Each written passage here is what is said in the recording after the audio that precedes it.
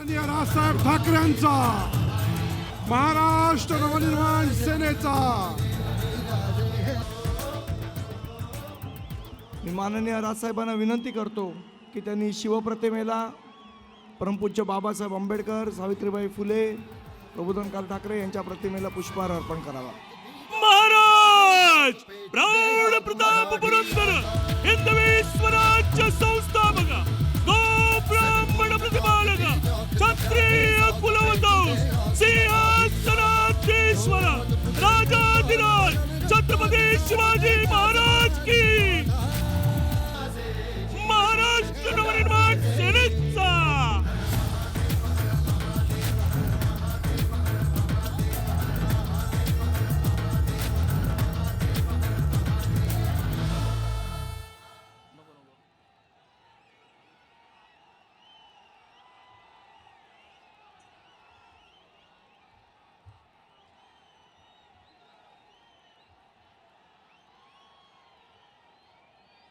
मला याची कल्पना आहे. साहेब आल्यानंतर मला फार काही ऐकायची आपली इच्छा नसणार, त्याच्यावर मी फार काही बोलणार नाही. कारण तुमच्या एवढीच मला सुद्धा फार उत्सुकता आहे साहेबांचं भाषण ऐकण्याची. पण मला तुम्हाला सांगायचं आहे, या महाराष्ट्रामधला कोणताही प्रश्न असो, मग तो नीटच्या परीक्षेचा असो, तो टोलच्या झोलाचा असो, बैलगाडींच्या शर्यतीचा असो, दहीहंडीचा असो, BA डॉक्टरांचा असो, शेतकऱ्यांच्या आत्महत्याचा असो, किंवा डॉक्टरांच्या डोमायसिलचा असो, कोणताही प्रश्न असो, लोकांना वाटतं आम्ही राज ठाकरे साहेबांकडे गेलो तर आम्हाला त्याचं उत्तर सापडेल. आता राजसाहेबांकडे गेल्याचं जर उत्तर सापडणारच आहे अशी जर तुम्हाला खात्री आहे, तर बांधवांनो थांबलात का? कोणाची वाट बघताय? अरे द्या ना या माणसाच्या हातामध्ये सत्ता, करू द्या ना त्याला काम. मी छाती ठोकपणे सांगतोय, नाशिकमध्ये पूर्ण बहुमत आमचं नव्हतं. पूर्ण बहुमत नसताना सुद्धा स्थायी समितीची चावी दुसऱ्या पक्षाच्या हातात असताना सुद्धा राज ठाकरे साहेबांनी जे तिथे काम करून दाखवलं, ते काम महाराष्ट्रातल्या भल्या भल्या लोकांना करता आलं नाही. कारण आम्ही आमच्या डोळ्यांनी ते पाहिलेलं आहे, डोळ्यांनी पाहिलेलं आहे. तुम्ही शाहू फुले आंबेडकरांचं नाव घेता,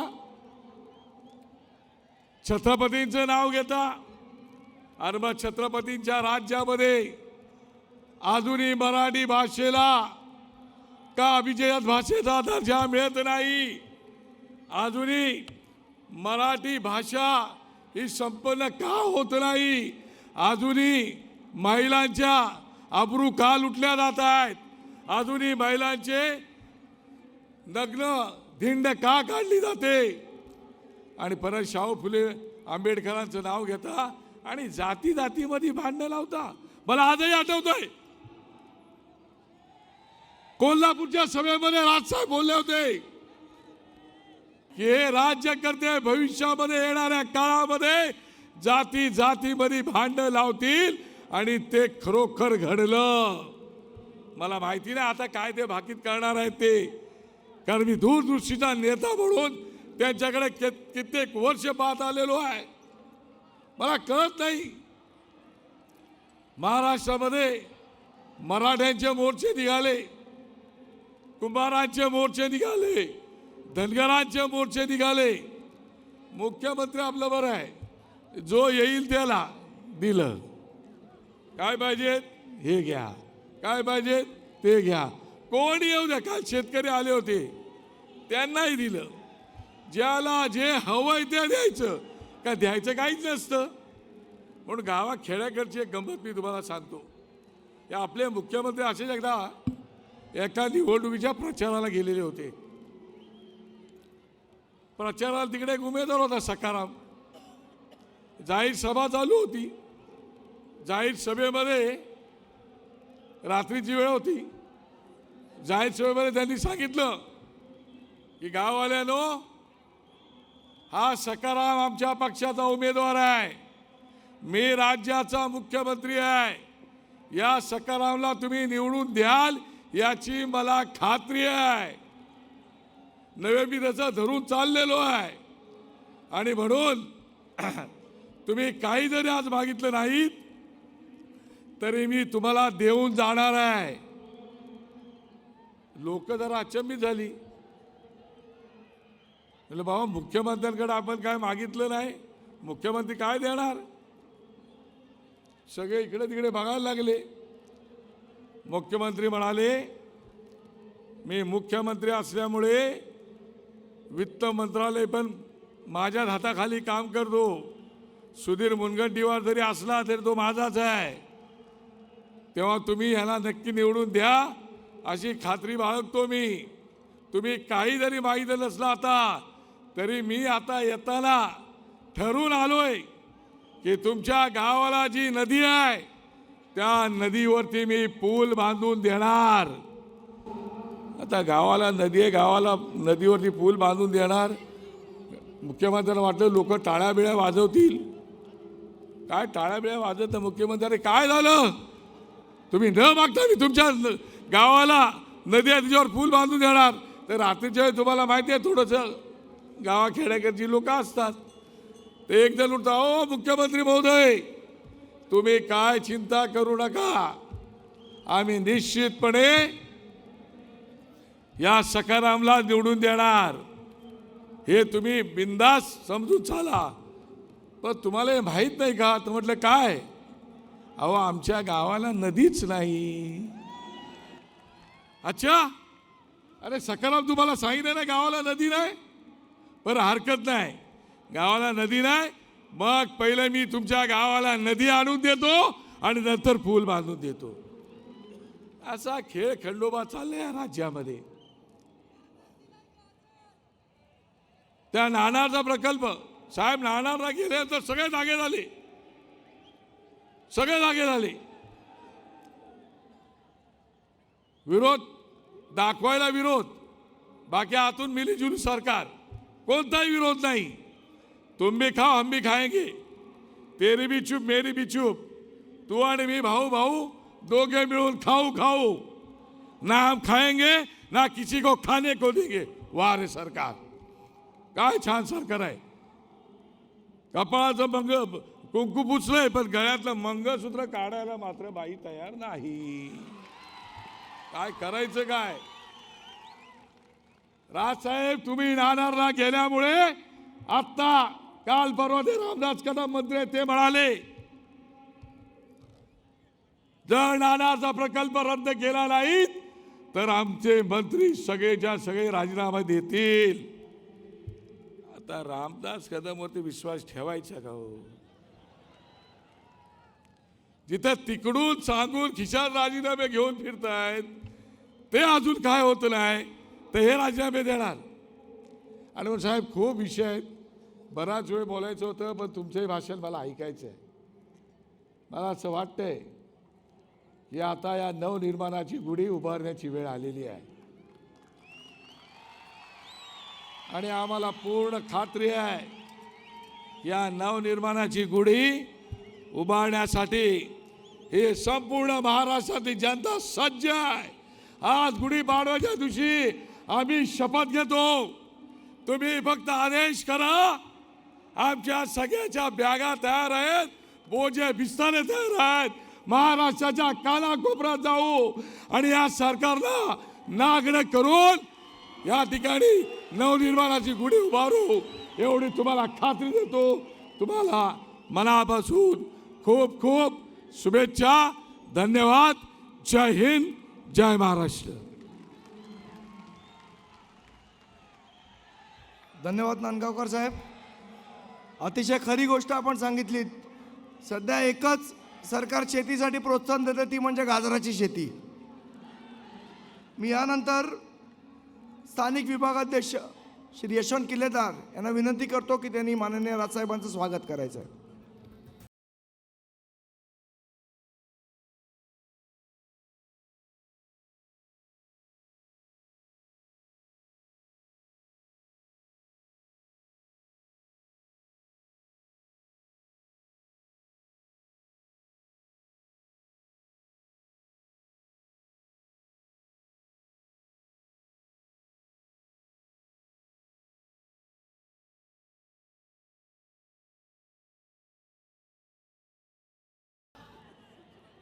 यानंतर श्री दशरथ शिर्के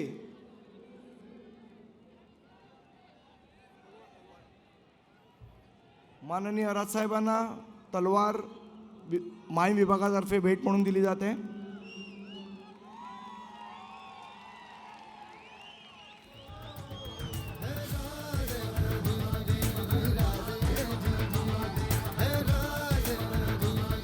यानंतर श्री दशरथ शिर्के यांना विनंती करतो की त्यांनी माननीय राजसाहेबांचं पुष्पगुच्छ देऊन.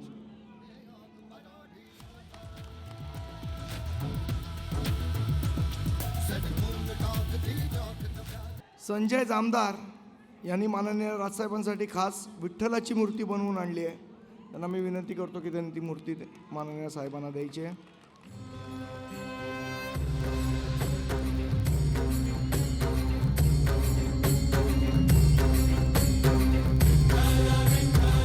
आपण बघितलं असेल की शेतकऱ्यांचा जो मोर्चा निघालेला माननीय राजसाहेबांनी त्यांना जो पाठिंबा दिला, तर या शेतकऱ्यांच्या वतीने बाबाराव जाधव माननीय राजसाहेबांना भाजीपाल्याची टोपली त्यांनी आणलेली आहे.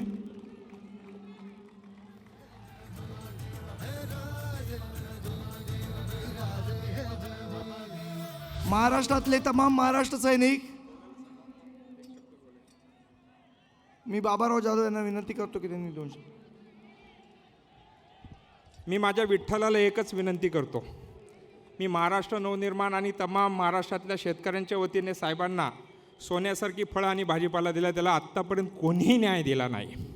आणि साहेब माझा विठ्ठलच त्याला न्याय देऊ शकतो म्हणून आज मी त्यांना ते दिलेलं आहे. तुम्ही सर्वांनी मागच्या आठवड्यातल्या मोर्चातल्या पायाच्या जखमा बघितल्या असतील, पण आम्ही शेतकऱ्यांच्या ज्या हृदयावरच्या जखमा झाल्यात त्या फक्त साहेब भरून काढू शकतात, बाकी कोणी भरून काढू शकत नाही. जय हिंद, जय महाराष्ट्र. महाराष्ट्रातले सर्व महाराष्ट्र सैनिक तसेच महाराष्ट्रातली जनता यांचे विचार ऐकायला आज या शिवतीर्थावर जमलेली आहे. मी माननीय राजसाहेबांना विनंती करतो की आपण या प्रचंड महासमुदायाला मार्गदर्शन करावं.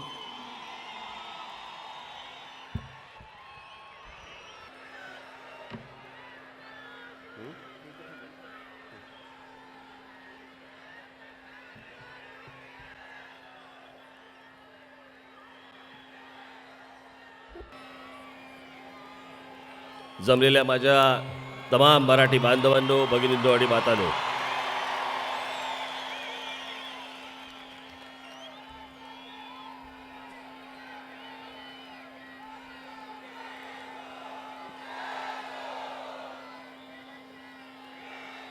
महाराष्ट्र नवनिर्माण सेना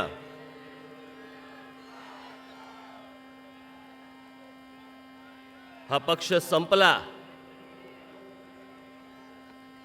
असं ज्यांना ज्यांना वाटतंय आणि ज्यांनी ज्यांनी लिहिलंय त्या सर्वांना माझी विनंती आहे की आपण जरा व्यासपीठावरती या आणि हा जिवंत महाराष्ट्र काय आहे पसरलेला तो एकदा बघा.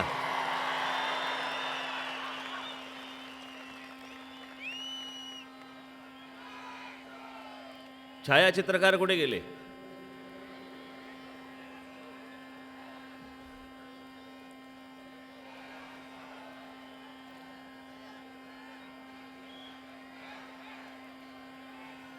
आज गुढीपाडवा आणि या गुढीपाडव्याच्या निमित्ताने मी आपणा सर्वांना मनपूर्वक शुभेच्छा देतो. मराठी नववर्षाच्या आपल्याला सर्वांना मनपूर्वक शुभेच्छा देतो.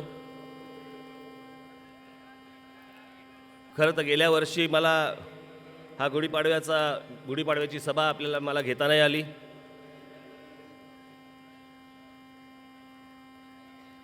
कारण गेलं वर्ष साधारणपणे माझं जरा थोडं कौटुंबिक विवंचनेत गेलं.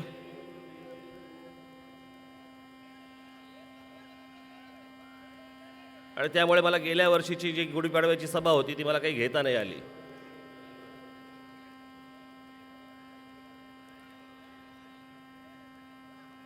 पण या वर्षीपासून प्रत्येक गुढीपाडव्याला महाराष्ट्र नवनिर्माण सेनेची जाहीर सभा इथे होणार म्हणजे होणार.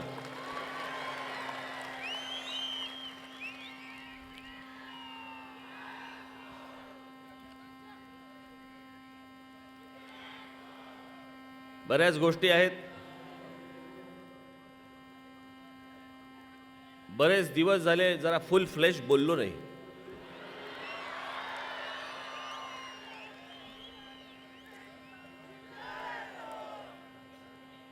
महाराष्ट्रात सध्या काही प्रश्न, गंभीर प्रश्न आहेत असं मला काही वाटत नाही. सर्व प्रश्न संपलेले आहेत. सर्व ठिकाणी आनंदी आनंद आहे. आणि सगळेच प्रश्न संपले असल्यामुळे आमचे मुख्यमंत्री गाणं गात आहेत, आमचे अर्थमंत्री गाणं गात आहेत,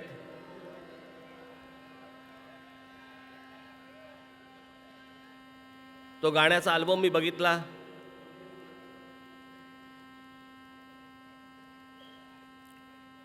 मला पहिल्यांदा सुरुवातीला कळलं नाही की मुख्यमंत्री गाणं गात आहेत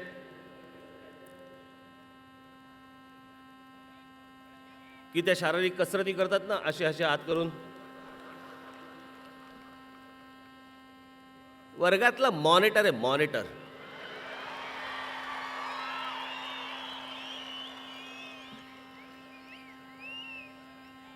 जो शिक्षकांचा आवडता असतो पण विद्यार्थ्यांचा नावडता असतो.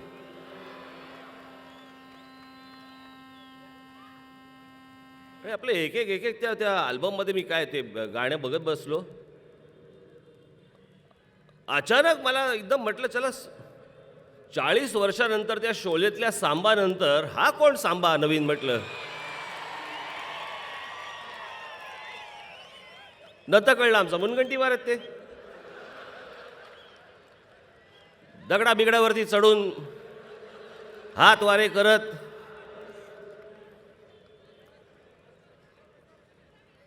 खरं तर रजनीकांतचा 12वा डमी वाटतो.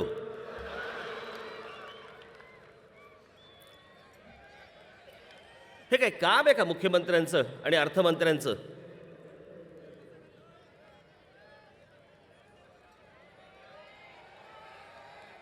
हीच गोष्ट जर समजा इतर कुठच्या मुख्यमंत्र्यांनी किंवा कोणी अर्थमंत्र्यांनी जर समजा केली असती, हे आमचे इथे बसले सगळे पत्रकार बांधव कसे फाडून ठेवलं असतात तुम्ही इतरांना.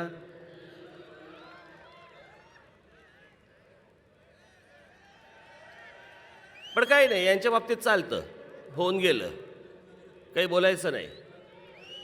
काय सध्या या देशामध्ये आणि महाराष्ट्रामध्ये चाललंय मला समजतच नाही.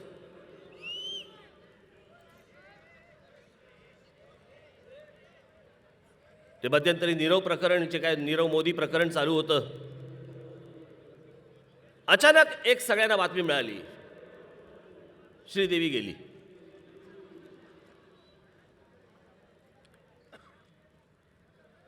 ते नीरव मोदी जे प्रकरण चालू होतं ते तुम्ही विसरावं, ते मागे पडावं, ते बाजूला जावं, याच्यासाठी म्हणून श्रीदेवीचं प्रकरण सगळ्या चॅनल्सवरती आणि सर्व ठिकाणी तापत बसले की जेणेकरून तुमच्या मनातनं ती गोष्ट निघून जावी की एक माणूस 11,000 कोटी रुपये घेऊन या देशातनं फरार झाला. ते तुम्ही विसरावत याच्यासाठी श्रीदेवी सुरू केली.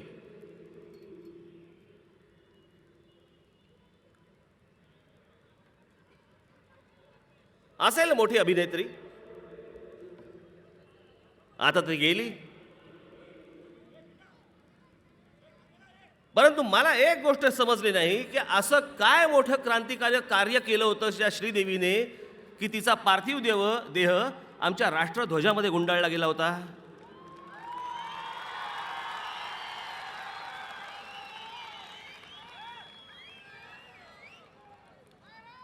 शेवटी कळलं काय? गेलेल्या माणसाबद्दल वाईट बोलत नाहीत, परंतु बातमी काय होती की श्रीदेवीचा मृत्यू हा दारू पिऊन झाला. दारूच्या नशेत असताना त्या टबमध्ये काहीतरी त्या काय बुडाल्या. अशा प्रकारची व्यक्ती ज्या वेळेला जाते त्यांचा मृतदेह तुम्ही राष्ट्राच्या ध्वजामध्ये गुंडाळून तुम्ही त्याचा अंतिम संस्कार करता. ही चूक संपूर्णपणे महाराष्ट्र सरकारची आहे. अनेकांनी सुरुवातीला सांगितलं की म्हणे नाही म्हणे पद्मश्री असलेल्या माणसाला म्हणे राष्ट्रध्वजामध्ये गुंडाळतात. झूट.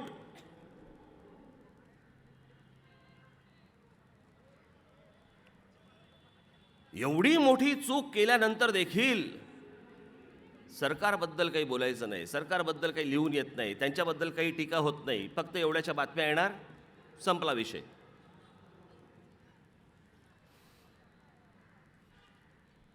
मला आज अनेक विषय बोलायचे, त्यातला अजून एक महत्त्वाचा प्रमुख मुद्दा आणि तो म्हणजे आपल्या देशामधला आजचा जो मीडिया आहे, जी टेलिव्हिजन चॅनल्स आहेत आणि वर्तमानपत्र आहेत, त्यांच्यामध्ये काय चाललंय.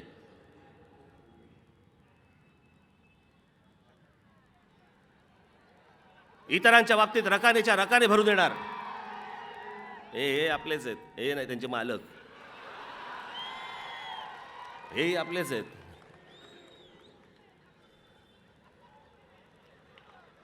इतर कोणी केलं की रकानेच्या रकाने. मागे मला अजून आठवतंय ते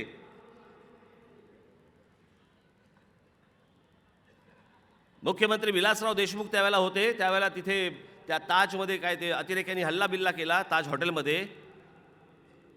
नंतर विलासराव देशमुख ते काहीतरी पाहायला गेले. पाहायला जाताना त्यांच्याबरोबर जी लोकं होती त्याच्यामध्ये तो रामगोपाल वर्मा होता.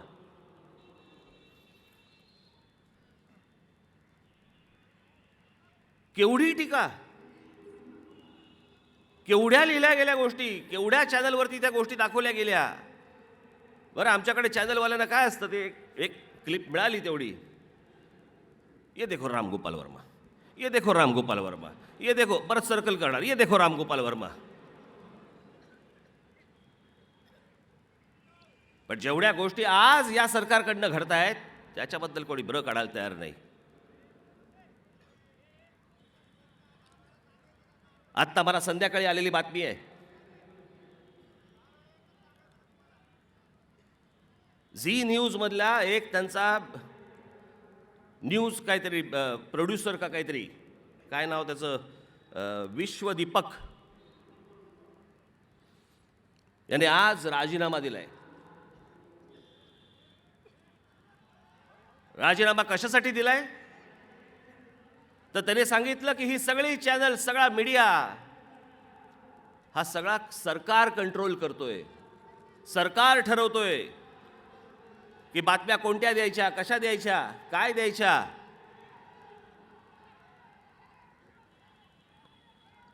बातम्या सरकारच्या बाजूनेच आल्या पाहिजेत. सरकारच्या विरोधात बातम्या येता कामा नयेत. आल्या तर नावापुरता एखादी बातमी द्या, विषय संपवून टाका.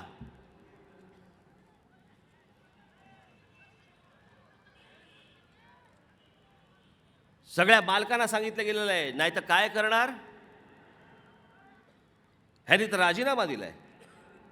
मला माहिती आहे कित्येक ठिकाणी काही चॅनल्समध्ये आणि काही वर्तमानपत्रांमध्ये पत्रकारांना काढून टाकले गेले, संपादकांना काढून टाकले गेले. कोणी सांगितलं? केंद्र सरकार. म्हणजे कोण? मोदी आणि शाह, खास करून ते अमित शाह.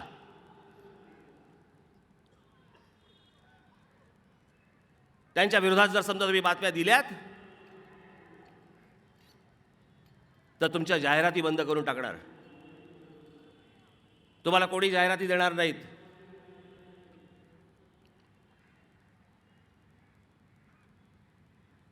जे संपादक, उपसंपादक, जे पत्रकार आहेत, यांना सांगितलं जातं की याच बातम्या द्यायच्या, इतर विरोधातल्या बातम्या द्यायच्या नाहीत, टाकायच्या नाहीत. फक्त अगदीच लोकांना खोटं वाटू नये म्हणून एखाद दुसरी बातमी टाका विरोधातली, पण ती एखाद दुसरीच, 100 बातम्या बाजूनी पाहिजेत. कोणत्या देशात जगतोय आपण?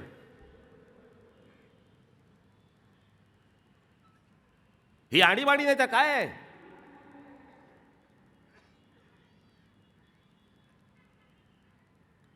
श्रीदेवीची बातमी जितक्या वेळाला टेलिव्हिजन चॅनलवरती दाखवली त्याच्यावरती किती रिपोर्ट झाले.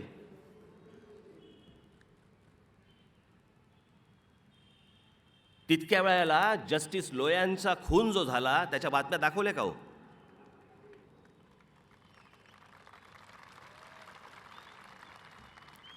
तोही मृत्यू संशयास्पदच.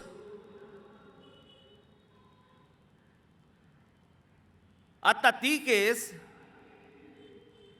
एका महिला जज हायकोर्टातल्या त्यांच्याकडे दिली गेली. त्या कोणाचं ऐकणाऱ्यातल्या नव्हत्या आणि त्या कोणाचं ऐकणाऱ्यातल्या नव्हत्या म्हणून एकटीला काढून टाकू नये, बाजूला ट्रान्सफर करू नये म्हणून जवळपास 101 जजेसच्या ट्रान्सफर केल्या महाराष्ट्रामध्ये. विचारपूस करता वरतून कळलं की नाही, वरून सांगितलंय. एकच जर समजा काढलं तर संशय निर्माण होईल, त्याच्यामुळे अजून बाकीच्याला पण काढून टाका. काय चाललंय काय? आणि हवा तसा निर्णय कोर्टामधनं आपल्याला पाहिजे तसा निर्णय आपण घेऊ शकतो. वृत्तपत्रांचं, टेलिव्हिजन चॅनलचं स्वातंत्र्य त्यांनी हिरावून घेतलं. हायकोर्टाचं, सुप्रीम कोर्टाचं स्वातंत्र्य हिरावून घेतलं. ते मागच्या वेळेला ते 4 जजेस सुप्रीम कोर्टाचे ते हेच सांगत होते.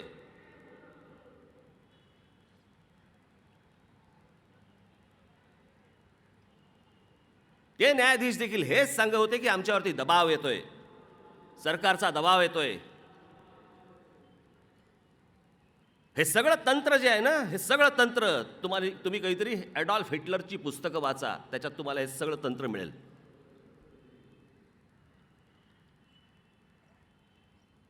की सगळ्या गोष्टी बंद करून टाकायच्या, बातम्या येता कामा नयेत.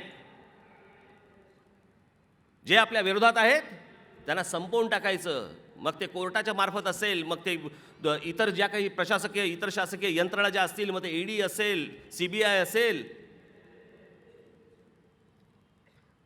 एक तर यांना घाबरवून ठेवायचं, नाही तर संपवून टाकायचं. हे सध्या सतत उद्योग सुरू आहेत या देशामध्ये. माझा जो राग आहे ना नरेंद्र मोदींवरती, तो या गोष्टींसाठी आहे. एक तर लोकांशी खोटं बोलायचं आणि त्यात हे उद्योग करायचे.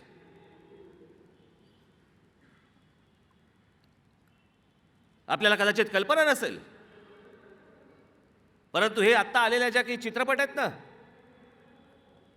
पॅडमॅन, टॉयलेट एक लव्ह स्टोरी का काहीतरी प्रेमकथा, या गव्हर्नमेंट पार्टी स्पॉन्सर्ड चित्रपट आहेत. आपल्याला कल्पना नसेल. आणि हे करणारे अक्षय कुमार, आत्ताच्या काळातले मनोज कुमार, भारत बनायला चाललेत. भारत, सगळं भारत. पण या अक्षय कुमारची पण एक गोष्ट सांगतो, जो या देशामध्ये आम्हाला सांगतोय, सल्ला देतोय, सरकारच्या चित्रपटांमध्ये कामं करतोय. मला त्याच्याबद्दल काही देणं घेणं नाही. मला अक्षय कुमार चांगला नट आहे, चांगलं काम करतो. पण हे जे भारत भारत भारत भारत जे चालू आहे, स्वतः अक्षय कुमार कोण आहे? अक्षय कुमार हा काही भारतीय नागरिक नाही, तो कॅनडाचा नागरिक आहे. अक्षय कुमार हा काय भारताचा नागरिक नाही, त्याचा पासपोर्ट कॅनडाचा आहे. आत्ता मोबाईल फोन असतील, अक्षय कुमार काढा, विकिपीडिया काढा. अक्षय कुमारच्या पुढे लिहिलेलं आहे, इंडियन बॉर्न कॅनेडियन ॲक्टर.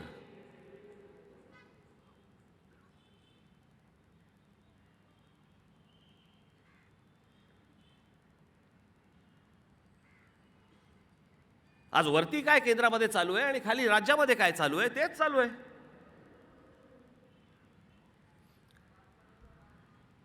मला मध्यंतरी काही पत्रकार भेटले आणि त्या पत्रकारांनी मला सांगितलं की जे मेट्रोचं काम सुरू आहे त्या मेट्रोबद्दल विरोधात बातम्या द्यायच्या नाहीत.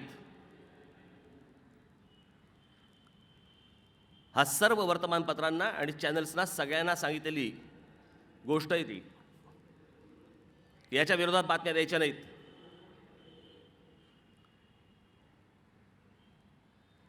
याला लोकशाही म्हणणार आपण. ही लोकशाही. हे अच्छे दिन.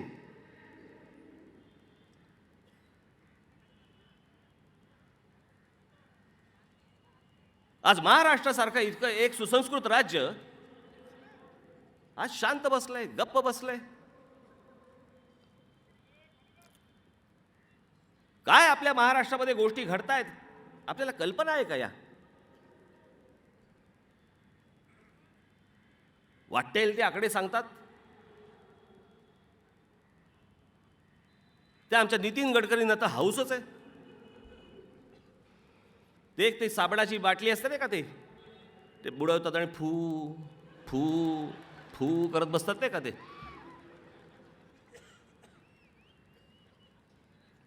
कुठेही गेले नितीन गडकरी आमचे, भाषणाला बसले, उभे राहिले, ते साबणाच्या बाटलीत बुचकळतात.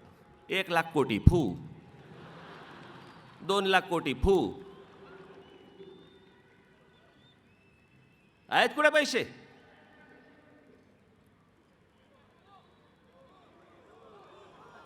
ते आले की करा फू, पण फक्त फू परतच ठेवा.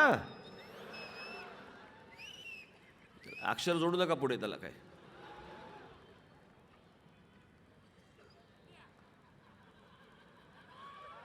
हळू कळलं वाटतं तुम्हाला.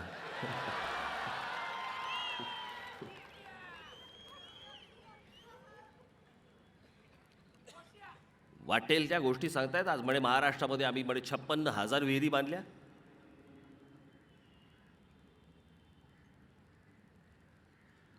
बाबांनो, मी आपल्याला एक खरं सांगतो, मी विरोधासाठी विरोध करणारा माणूस नाही. जर चांगली गोष्ट घडत असेल, चांगली गोष्ट जर होणार असेल, महाराष्ट्राच्या जर ती हिताची असेल, मराठी माणसाच्या जर ती हिताची असेल, मी अभिनंदन करीन सरकारचं.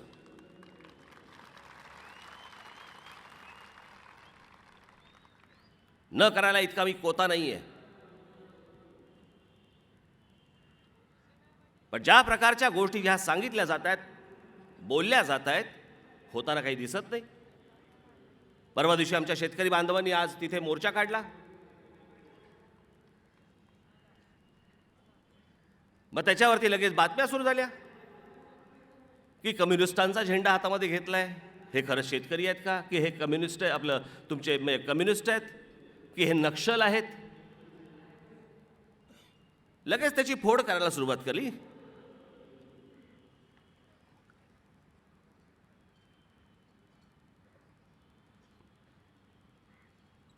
आज जो माझ्या महाराष्ट्रातला शेतकरी आत्महत्या करतोय, परवा दिवशीच माझ्याकडे आपले धर्मा पाटील जे गेले, ज्यांनी आत्महत्या केली, त्यांचा मुलगा येऊन गेला माझ्याकडे. आज खरं तर तो येणार होता, पण त्याला तो आता हॉस्पिटलमध्ये ॲडमिट झालाय, त्याला टायफॉइड झालाय, आणि खरा टायफॉइड. तो आज खरं तर इथे येणार होता.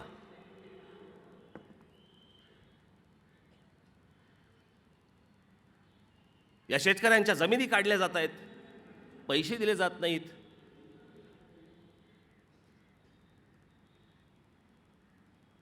आणि दलाल राज्य करतायत, दलाल. मी मुद्दामून तो आपल्यासाठी पेपर आणलाय. मी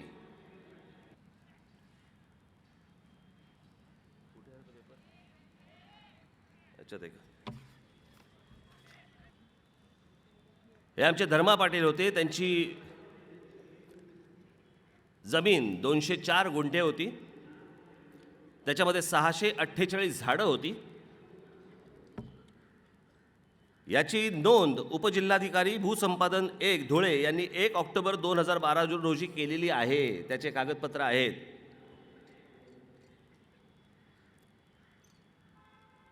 आणि त्याच्यानंतर आत्ता जी कागदपत्र बनली, त्याच्यामध्ये ती 648 जी झाडं आहेत ती वगळण्यात आली. आणि यांना जी रक्कम दिलेली आहे,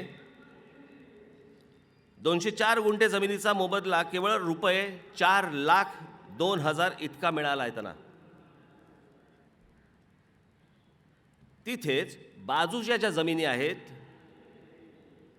ज्याच्यामध्ये हे सगळे दलाल काम करतायत, जे सरकारला माहिती आहे, सरकारच्या मंत्र्यांना माहिती आहे, सगळ्या अधिकाऱ्यांना माहिती आहे, कारण ही काय फक्त दलालांना फक्त जाते अशाला भाग नाही, पैसे हे सगळ्यांना जातात वरपर्यंत. तिथे बाजूला एकाची जमीन आहे, ती आहे 74 गुंठे डाळिंब बाग आहे. त्याला पैसे दिले गेलेले आहेत 1,89,43,042. दुसरी 160 गुंठे आहे, त्याला पैसे दिले गेलेले आहेत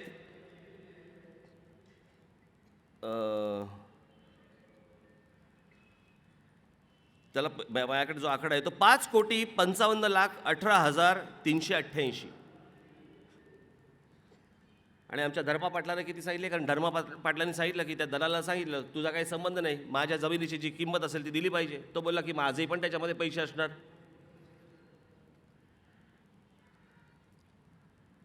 हे समृद्धी महामार्गाचं जे आता सगळं सुरू आहे ना, याच्यामध्ये हे असल्या केसेस होत आहेत. आणि याच्यानंतर आज आमच्या शेतकरी बांधव आज आत्महत्या करतोय महाराष्ट्रामध्ये, कारण त्याच्या जमिनीचा भाव त्याला मिळत नाही. एका बाजूला शेतकरी आत्महत्या करतायत. सत्तेवरती येताना तर काय सांगितलं होतं? 2014 साली काय सांगितलं त्यांनी? की आम्ही म्हणे योग्य भाव देऊ, 1.5 भाव देऊ आणि तुमचं उत्पन्न म्हणे आम्ही दुप्पट करू. ज्या ज्या घोषणा आजपर्यंत ह्या लोकांनी केलेल्या आहेत, एकही घोषणा पूर्ण केलेली नाही, एकाही गोष्टीची सुरुवात केलेली नाही. आणि यांचा सर्वात जास्ती आज जातोय कुठे वेळ? आज जो माझ्या महाराष्ट्रातल्या शेतकरी बांधवांची जी मुलं आहेत, आज इथे अनेक आलेली असतील, आणि जर महाराष्ट्रातल्या असंख्य ठिकाणी जर माझं भाषण चालू असताना लाईट घालवले नसतील आणि जे ऐकत असतील,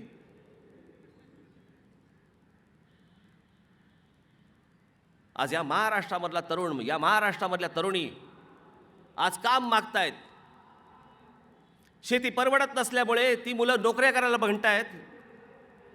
नोकऱ्या महाराष्ट्रामध्ये आहेत, पण आमच्या महाराष्ट्रातल्या तरुणांपर्यंत ह्या नोकऱ्या त्यांना कळवल्या जात नाहीयेत. आम्ही भांडतोय कशामध्ये? आम्हाला नोकऱ्या पाहिजेत म्हणून आम्हाला आरक्षण द्या, आम्हाला शिक्षण पाहिजे म्हणून आम्हाला आरक्षण द्या. आम्ही आरक्षणाच्या भांडणामध्ये, आम्ही जातीपातीमध्ये आम्ही भांडणं लावतोय आणि करतोय. या महाराष्ट्रात बाकीचे सगळे बाहेरून येत आहेत, सगळे बाहेरचे येत आहेत आणि तुमच्या नाकावर टिचून या महाराष्ट्रामध्ये कामं घेऊन जात आहेत. त्यांची माणसंवरती बसलेली असतात. आमची लोकं तर काय, आमच्याकडे तर कुंपणच शेत खात आहे. आमचीच मराठी लोक आज छोट्या मोठ्या चिरीमिरीसाठी म्हणून विकले जात आहेत. आमचे तहसीलदार छोटे छोटे पैसे घेऊन या सगळ्या गोष्टी करतायत. खोटी लायसन्सेस देत आहेत, खोटी आधार कार्ड देत आहेत.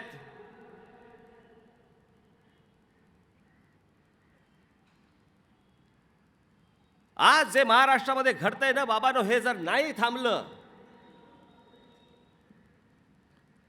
तुमच्या हातात काही राहणार पण नाहीये, तुम्हाला बोलायला देखील जागा राहणार नाहीये. इतक्या गोष्टी आज या महाराष्ट्रामध्ये आणि मुंबईमध्ये घडतायत. या सरकारला देणं घेणं नाही, कारण ह्यांचा महाराष्ट्र आणि मराठी माणूस असा विषयच नाही मुळात. ह्यांना काही देणं घेणं नाही या गोष्टींशी. मी सांगतो हे सत्य आहे, कारण आत्ताचा जो मुख्यमंत्री आहे आपला, हा बसवलेला मुख्यमंत्री आहे, स्वतःच्या आत्मविश्वासावरती आलेला मुख्यमंत्री नाही.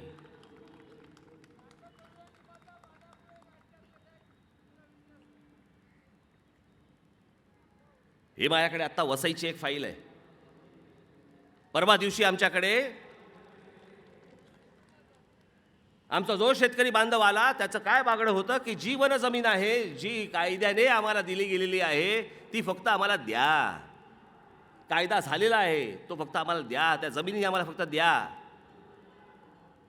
या महाराष्ट्रामधला जो मराठी माणूस आहे, जो इथला शेतकरी आहे, त्याला पायी तो चालत येतोय, पायातनं त्याच्या रक्त येतंय, पावलांमधनं रक्त येतंय, मोर्चे काढत येतोय.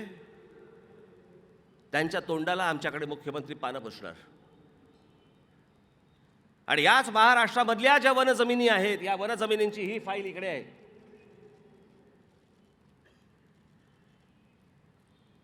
फक्त वसईच कशाला, आज आपलं जे नॅशनल पार्क आहे ते नॅशनल पार्क देखील पोखरलं जाते सर्व बाजूनी. हे करणारी माणसं कोण आहेत ही? याचा वन विभाग, महसूल विभाग नवीन शर्तीने वाटप केलेल्या आदिवासींच्या मौजे, राजावली, वाघराळपाडा, तालुका वसई येथे 51 एकर वन विभागावरील जागेवर गेल्या 3 ते 5 वर्षात 5,000 अनधिकृत व अवैध चाळींचं बांधकाम झालं सुद्धा. 5,000 इल्लीगल अनधिकृत चाळी बांधल्या गेल्या. बांधणाऱ्यांचं नाव आहे, एकाचं नाव आहे धारा सिंग आणि दुसऱ्याचं नाव आहे रंधा सिंग. हे दोघेही उत्तर प्रदेशमधली दोघे जण आहेत. तिकडचा कोणीतरी एक बिल्डर आहे या सगळ्या भागातला, त्या सबब भागातला कोणीतरी ठाकूर नावाचा, तो देखील तिथलाच आहे. त्यांनी सांगून ह्या सगळ्या गोष्टी घडतायत. हे जे कोणी धारा आणि रंधा जे दोघे जण आहेत, या दोघांवरती खुनाचे गुन्हे आहेत, हाफ मर्डरचे गुन्हे आहेत, हुंडणीचे गुन्हे आहेत, दमदाटीचे गुन्हे आहेत, अपहरण केल्याचे गुन्हे, ही नोंद आपल्याकडे महाराष्ट्रामध्ये आहे. मोकाट आहेत. या सर्व लोकांनी पत्र दिलेली आहेत. कोणाला? मुख्यमंत्र्यांना, महसूल मंत्र्यांना, वनमंत्र्यांना, उपविभागीय अधिकारी वसई यांना, तहसीलदार वसई यांना, सहाय्यक वन संरक्षण मांडवी यांना, सहाय्यक वन, ह्या सगळ्यांना पत्र लिहिली आहेत. कोणी काहीही करायला तयार नाही आहे. तिथे चाळी बांधल्या जात आहेत आणि ह्या त्याच्या जाहिराती.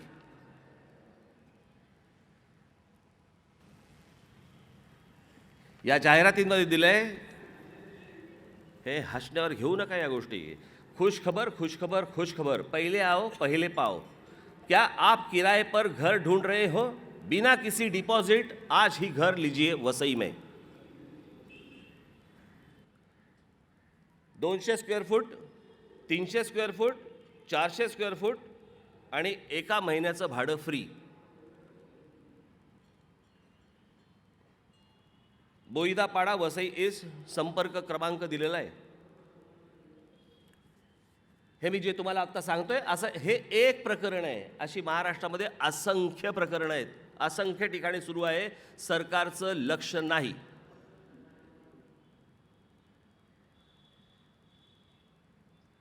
आमच्या शहरामधला आमचा मराठी माणूस बाहेर फेकला जातोय. आमच्या ग्रामीण महाराष्ट्रामधला मराठी माणूस आज नोकरी मागतोय, त्याला नोकरी मिळत नाही. बाहेरचे येत आहेत, त्यांना घरं मिळत आहेत. बाहेरचे येत आहेत, त्यांना नोकऱ्या मिळत आहेत. पण आमच्या मुलांना नाही, आमच्या मुलींना नाही.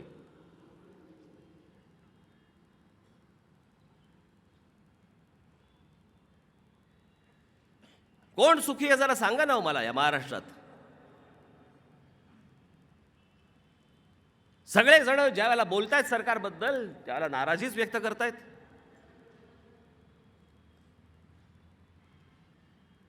सरकारलाही त्याचं काही देणं घेणं नाही. आणि हे केवळ निव्वळ चाललंय, निव्वळ चाललंय. तुमच्यापर्यंत या गोष्टी पोचत नाही आहेत.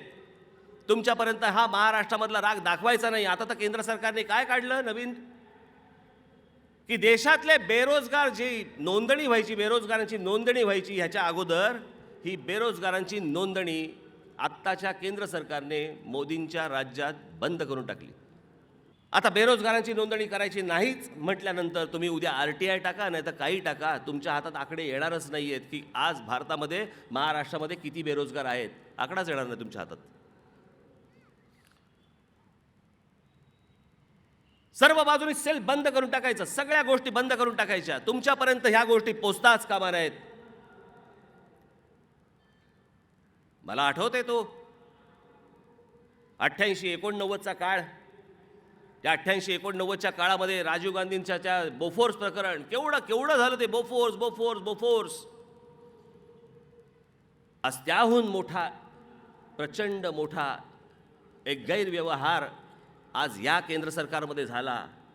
त्याच्या बातम्या चुटोक एवढ्याशा येतात, पण त्याच्यावर कोणी चर्चा करायला तयार होत नाही. त्याच्या विरोधात कोणी लिहायला तयार होत नाही. त्याच्या विरोधामध्ये टेलिव्हिजन चॅनलवरती चर्चा होत नाहीत.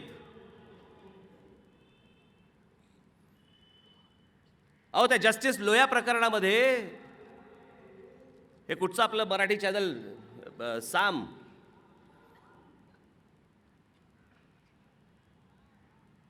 ते रात्रीचे घेऊन बसतात ना कोंबडी झुंजवत. तुला काय वाटतं, तुला काय वाटतं, तुला काय वाटतं, चालतं ना. ते एका उपसंपादक का कोणतरी होते त्यांचे, त्यांनी तो कार्यक्रम केला जस्टिस लोया प्रकरणावरनं. त्यांना साम टेलिव्हिजन टीव्हीमधनं काढून टाकण्यात आलं.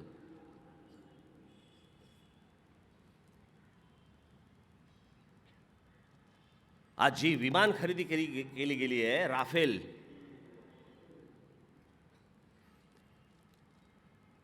त्याचा जो करार झालेला आहे,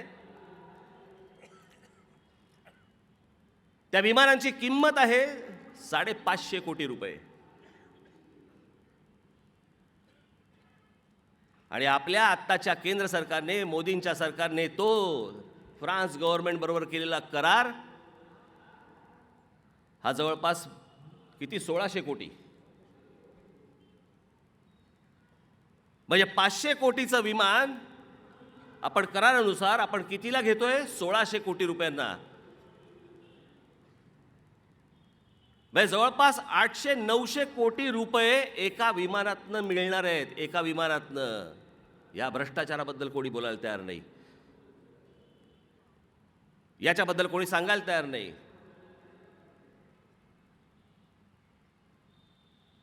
आणि ज्या कंपनीला दिलं गेलेलं आहे हे बनवण्याचं काम, ज्याला विमान बनवणं किंवा आज तुमच्या एअरफोर्स, आर्मी याचं कुठचंही तांत्रिक ज्ञान नसलेली एक कंपनी, अनिल अंबानी ग्रुपची रिलायन्स कंपनी, याला देण्यात आलं.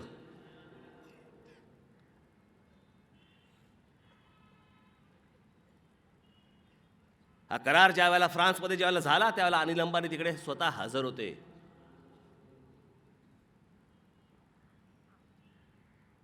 ज्या कंपनी बरोबर ही गोष्ट होणार आहे, रिलायन्सची, अनिल अंबानी ग्रुपची, त्या आमच्या संरक्षण मंत्री कोण, सीतारामन,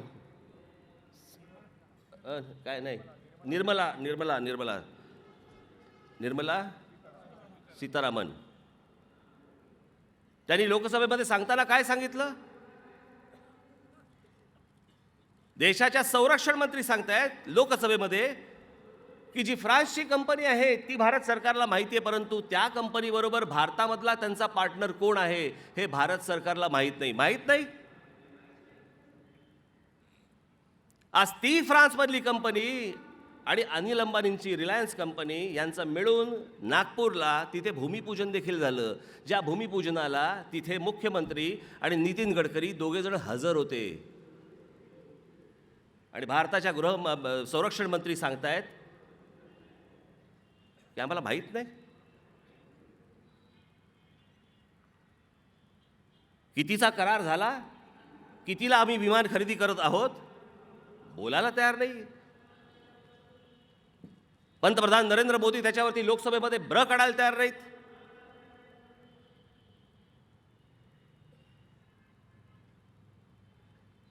आणि ज्या प्रकारचं खोदकाम आज पत्रकार बांधवांनी किंवा संपादकांनी करायला पाहिजे ते करणार नाहीत, कारण मालकांचा दबाव.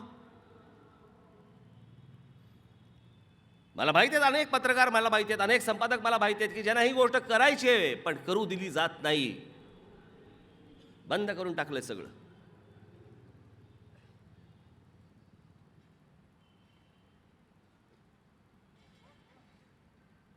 या असल्या वातावरणामध्ये आपण जगतो. कोणकोणत्या गोष्टी सांगितल्या होत्या आजपर्यंत नरेंद्र मोदींनी? मी जे नेहमी तुम्हाला सांगत आलो ना, ज्यावेळेला मी राज ठाकरे ज्या वेळेला बोलतो त्यावेळेला राज ठाकरे संकुचित ठरतो. का? तो महाराष्ट्रातल्या मराठी माणसाबद्दल बोलतो म्हणून. मग पंतप्रधान झाल्यानंतर देखील नरेंद्र मोदी स्वतः काय करतायत?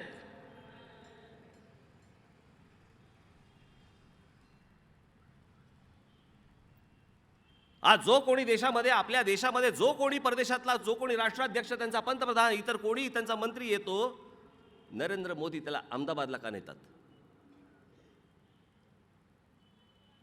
भारतामध्ये काय फक्त अहमदाबाद हे एकमेव शहर आहे? का नाही आमच्या चेन्नईला नेत? का नाही आमच्या कलकत्त्याला नेत? का नाही आमच्या बेंगलोरला नेत? का नाही आमच्या पुण्यात आणत? का नाही सगळेच्या सगळे मुंबईत आणत? अहमदाबादमध्ये काय ठेवलंय?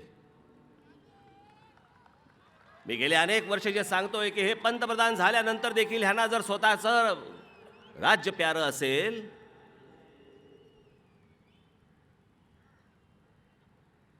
नुसती फक्त यादी वाचून दाखवली. तुम्हाला काय होतं, आपली स्मरणशक्ती कमी असते, रोजच्या रोज नवीन काहीतरी विषय येत असतात, आपण त्या सगळ्या गोष्टी विसरून जातो.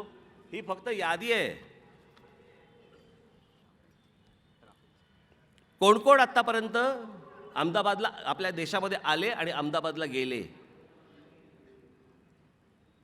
जॉन मार्क एरॉल्ट, फ्रेंच परराष्ट्रमंत्री. पॉल कागमे, हे रवांडाचे आहेत. बान की मून, अध्यक्ष संयुक्त राष्ट्रसंघ. टोपके, हे भूतान. फिलिप न्यूसी, हे मोझांबिक, इथून या देशात नव्हते. Benjamin Netanyahu, Israel. Xi Jinping, चीन. Shinzo Abe, Japan. Uhuru Kenyatta, Kenya. Antonio Costa, Portugal. Alexander Vucic, Siberia. Justin Trudeau, Canada. त्याच्या अगोदर अमेरिकेचे आले, त्यांना नेलं. जे जे लोक आले त्यांना नरेंद्र मोदींनी आजपर्यंत अहमदाबादला नेलंय, बाकीच्या शहरात का नाही नेलं? 2014ला ज्या वेळेला ते पंतप्रधान झाले त्यावेळेला मी बोललो होतो, त्यावेळेला मी सांगत होतो, काढून बघा माझ्या फुटेजेस, की जर ते देशाचे पंतप्रधान बनणार असतील तर त्यांच्यासाठी सर्व राज्य देशातली ही त्यांच्यासाठी समान असली पाहिजेत. गुजरात एके गुजरात करून चालणार नाही.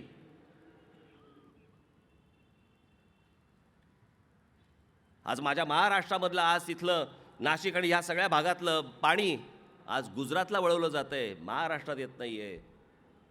महाराष्ट्र सरकार त्याच्यावरती काम करायला तयार नाहीये. आमचं पाणी, आपलं पाणी, महाराष्ट्राचं पाणी गुजरातला घेऊन जात आहेत, महाराष्ट्राला नाही मिळत. निवडणुकीमध्ये जिंकून आल्यानंतर जो काही त्यांच्या डोक्यामध्ये आलं, बुलेट ट्रेन. कोणाला हवी आहे बुलेट ट्रेन?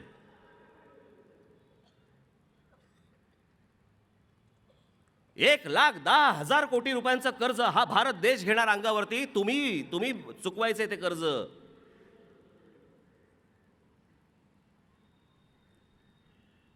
आजपर्यंत ज्या ज्या उद्योगपतींना आजपर्यंत कर्ज दिली गेली आहेत बँकांमधनं, ते जवळपास 8.5 ते 9 लाख कोटी रुपये बुडलेत. ते परत येणार नाहीत. त्यांना कोणत्या शिक्षाही नाहीत. वेळ मिळाला की ते देश सोडून पण जातील, पण त्यांना शिक्षा नाही. मग हे जे बुडीत खात्यामध्ये गेलेले पैसे आहेत, जवळपास 8.5-9 लाख कोटी रुपये, परत येणार कसे आहेत बँकांमध्ये? तुम्हाला लावणार ते सेस, तुम्हाला तो टॅक्स लावणार, तुमच्याकडनं ते गोळा केले जाणार परत.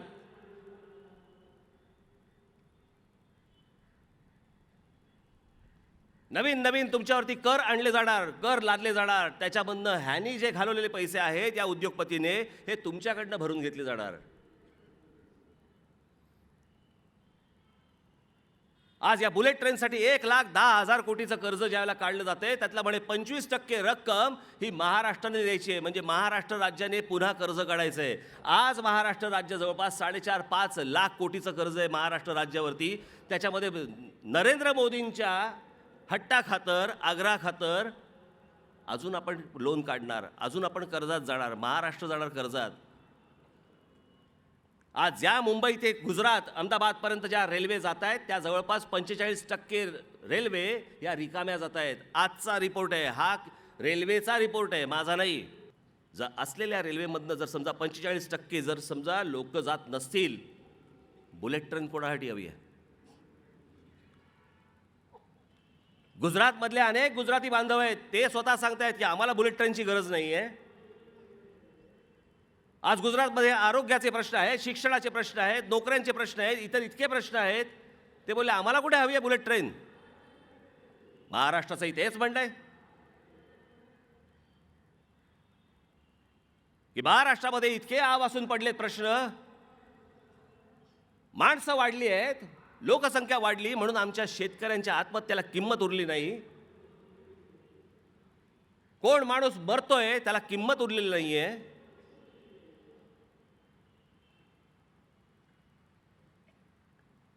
आणि त्याच्यामुळे या विषयांकडे लक्ष नाही. हा बुलेट ट्रेन विषय काय, हेच ते शिवतीर्थ. याच शिवतीर्थावरती महाराष्ट्राचा मंगल कलश मुंबई सकट महाराष्ट्र मिळाला. तो मंगल कलश याच शिवतीर्थावरती आला. तेव्हाचे मुख्यमंत्री यशवंतराव चव्हाण तो घेऊन आले.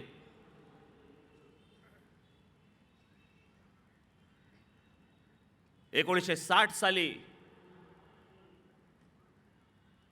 मुंबई महाराष्ट्राला मिळाली, जी महाराष्ट्राची होतीच. पण संयुक्त महाराष्ट्राचा लढा होता काय?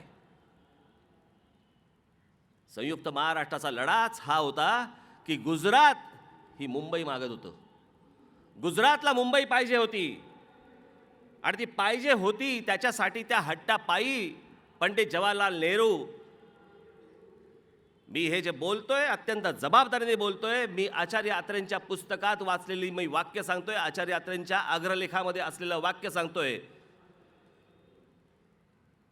की मुंबई महाराष्ट्राला मिळू नये, देऊ नका. याच्यासाठी पंडित जवाहरलाल नेहरूंवरती जो दडपण होतं ते वल्लभभाई पटेलांचं होतं की ही मुंबई या मराठी लोकांना देऊ नका.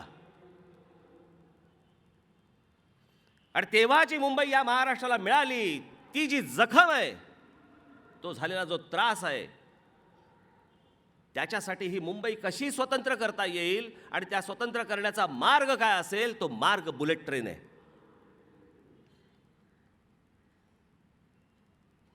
ही बुलेट ट्रेन जिथून जाणार आहे, जो मार्ग आहे, आपण भौगोलिकदृष्ट्या नीट जरा बघितलं तर तुम्हाला समजेल की पूर्वीचा जो राम नाईकांचा जो मतदारसंघ होता, जो वसई विरार आणि ह्या सगळ्या भागापर्यंत जात होता, तो सगळा अख्खा जो पट्टा आहे, तो पट्टा बाजूला करण्याचं, म्हणजे तो पट्टा जर हातात आला तर मुंबई हातामध्ये येते. भौगोलिकदृष्ट्या बघून घ्या.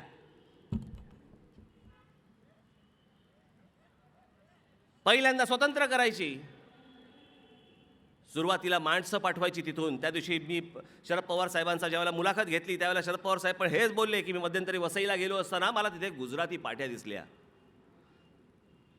आज मुंबई महाराष्ट्रामध्ये राहणारे असंख्य गुजराती बांधव आहेत ज्यांना माहिती नसेल नक्की काय चालू आहे ते. पण नरेंद्र मोदींच्या डोक्यामध्ये आणि अमित शहांच्या डोक्यामध्ये काय नेमकं चालू आहे हे न समजण्या इतका मी काही दूधखोळा नाहीये.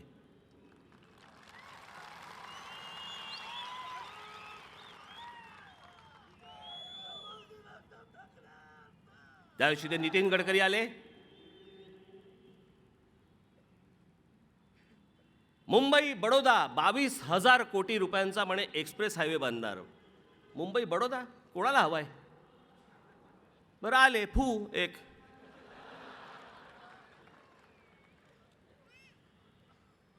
नुसते आकडे सांगतायत. 22,000 कोटी इकडे देऊ. आज हा जो सगळा खर्च आहे, आज बाबांनो लक्षात घ्या, आज आपल्या शहरांवरती जो खर्च होतोय आज तो इथे होतोय. कारण आपल्याकडची लोकसंख्या वाढते, बाहेरचे लोक इकडे येत आहेत म्हणून ते आज तिथे काम वाढतंय, तिथे खर्च जास्ती होतोय म्हणून महाराष्ट्राच्या ग्रामीण भागामध्ये पैसे देता येत नाही आहेत. आणि आमची मुलं, महाराष्ट्रातली मुलं अशीच चढतायत.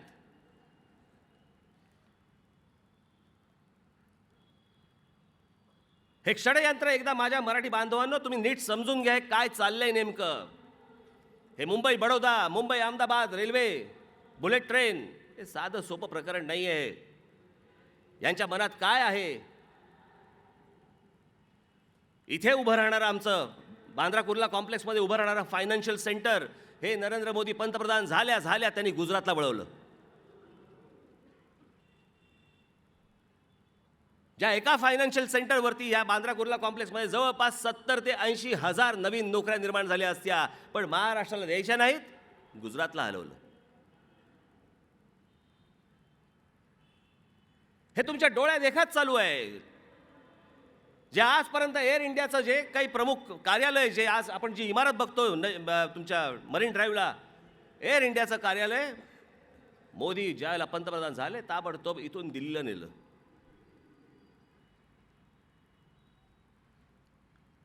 जे जे इथून काढता येईल, जे जे इथून घालवता येईल, त्या सगळ्या गोष्टींची सगळे प्रकरण सुरू आहेत.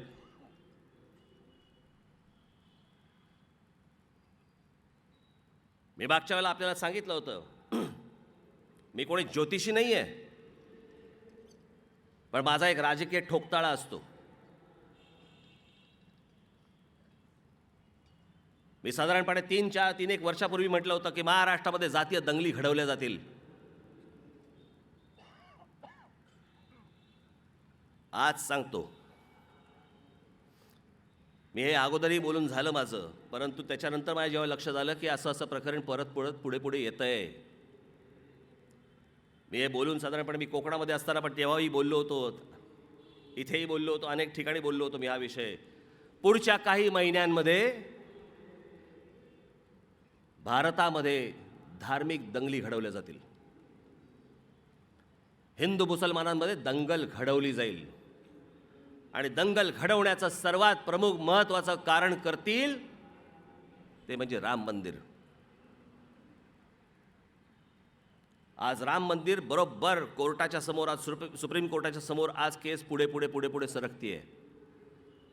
निवडणुका जिंकण्याच्या दृष्टिकोनातनं ती बरोबर सरकवली जाणार.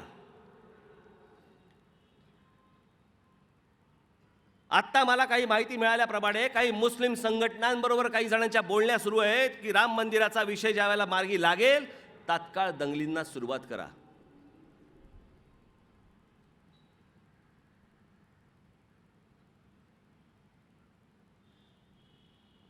राम मंदिर व्हायला पाहिजे की नाही व्हायला पाहिजे? निश्चित व्हायला पाहिजे. जेवढे कारसेवक आजपर्यंत मारले गेले ते राम मंदिर होण्यासाठी म्हणून जितकी माणसं मारली गेली, जे या देशाचं आहे, आमचं आहे, ते उभं राहिलंच पाहिजे. पण तुम्हाला निवडणुका जिंकण्यासाठी म्हणून, तुम्हाला दंगली घडवण्यासाठी म्हणून राम मंदिराचा विषय असेल, राम मंदिर पुढल्या वर्षी झालं तरी चालेल. निवडणुका होऊन जाऊन देत.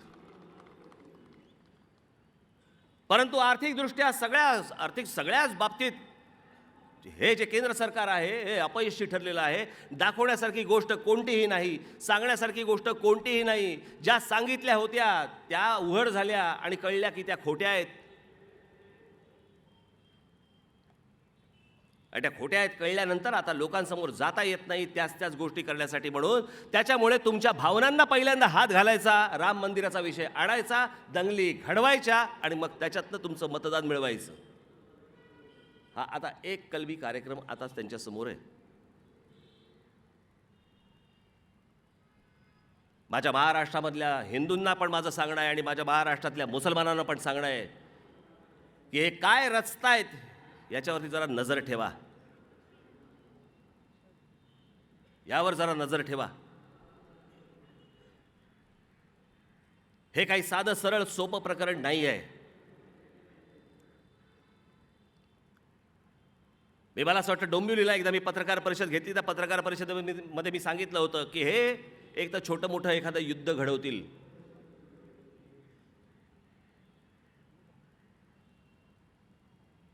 पण मला आता दाट शक्यता ह्या गोष्टींची वाटते की हे राम मंदिराचा विषय पुढे आणतील.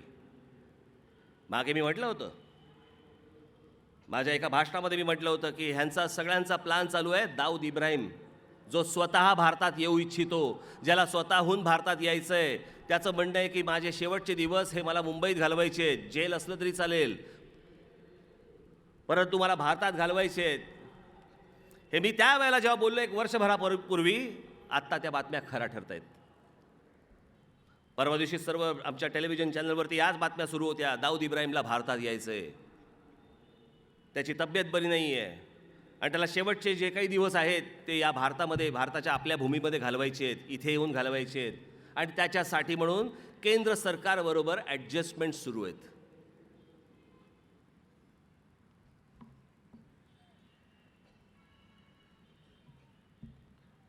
केंद्र सरकारबरोबर ॲडजस्टमेंट सुरू आहेत.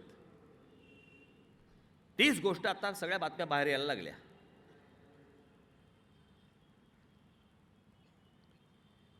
याला काही सरकार चालवणं म्हणतात का?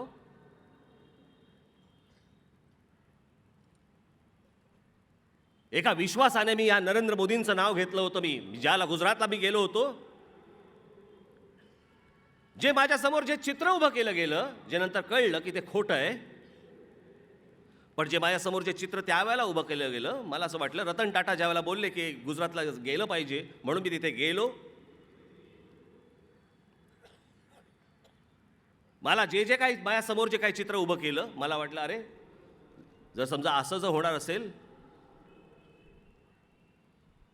तर देशाचं चित्रच पालटेल. पण माझ्यासमोर निर्माण केलेलं एक चित्र हे खोटं चित्र होतं आणि खरा माणूस हा आत्ता कळायला लागला. इतकं खोटं बोलायचं. मला नरेंद्र मोदींच्या वैयक्तिक आयुष्यामध्ये पडायची आवश्यकता नाही. माझा वैयक्तिक काही दुश्मनी पण नाही आणि मैत्री पण नाही. परंतु तुम्ही देशाची खोटं बोलत राहिलात.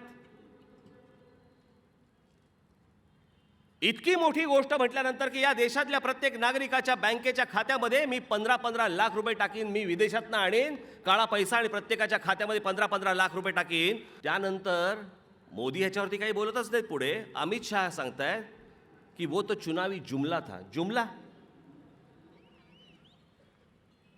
येडे बनवता तुम्ही लोकांना. खोटं बोलता. निवडणुकीच्या तोंडावरती काय काय भले भले आश्वासनं दिली त्यांनी. इथे महाराष्ट्रामध्ये दिलं स्वामीनाथन आयोगाचा आम्ही शिफारस आम्ही मान्य करू. त्याच्यामध्ये ज्या ज्या गोष्टी त्यांनी सुचवलेल्या आहेत त्या आम्ही महाराष्ट्रामध्ये शेतकऱ्यांना देऊ. नाही दिल्या. काय चालू काय आहे? महाराष्ट्रातल्या शिक्षणाची वाट लागलेली आहे. तुम्हाला एक किस्सा सांगतो. महाराष्ट्रामधल्या जेवढ्या गव्हर्नमेंट एडेड शासकीय काय त्यांना अनुदान असलेल्या ज्या काही शाळा आहेत सगळ्या आपल्या मराठी शाळा, मराठी लोकांच्या शाळा,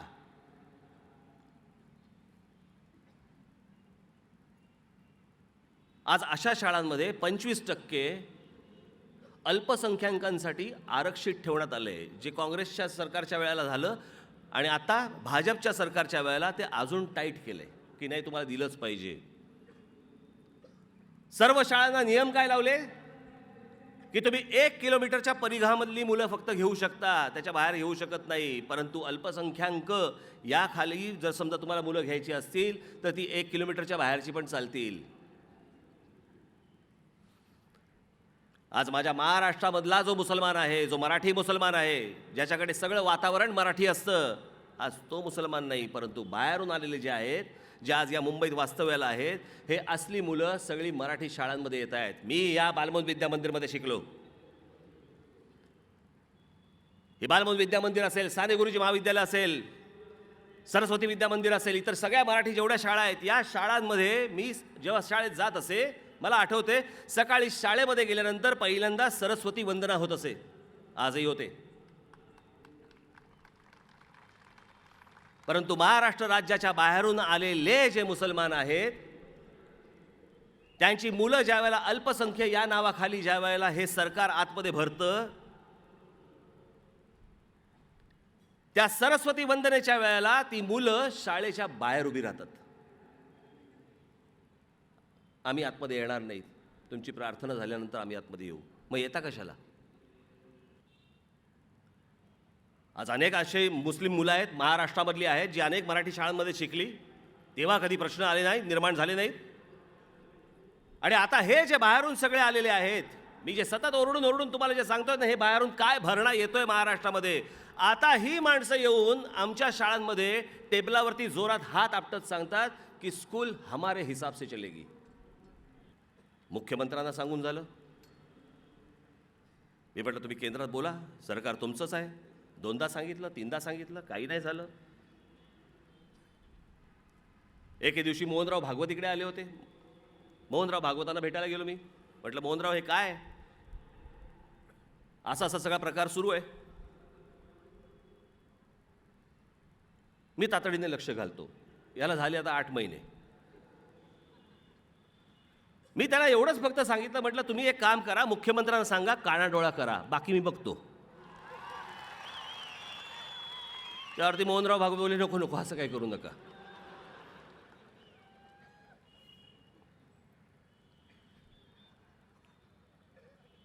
इतका विचका करून ठेवला. आज हे सगळे आज येत आहेत आणि बाहेरचे जे बाहेरच्या राज्यातनं जी लोक येतात त्यांचे मोहल्ले उभे राहत आहेत, हे जाळले जात आहेत, खोटे जाळले जात आहेत. कोणाला काही जखम नाही का, काही नाही का, काही नाही.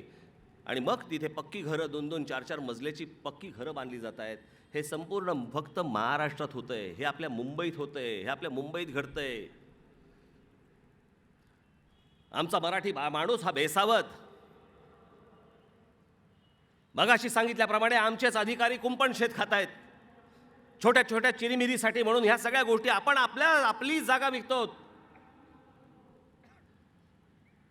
हा काय धोका भविष्यातला आपण निर्माण करतो आहोत एवढं देखील भान आमच्या राज्यकर्त्यांना नाही, आमच्या अधिकाऱ्यांना नाही की आम्ही काय करून ठेवतोय.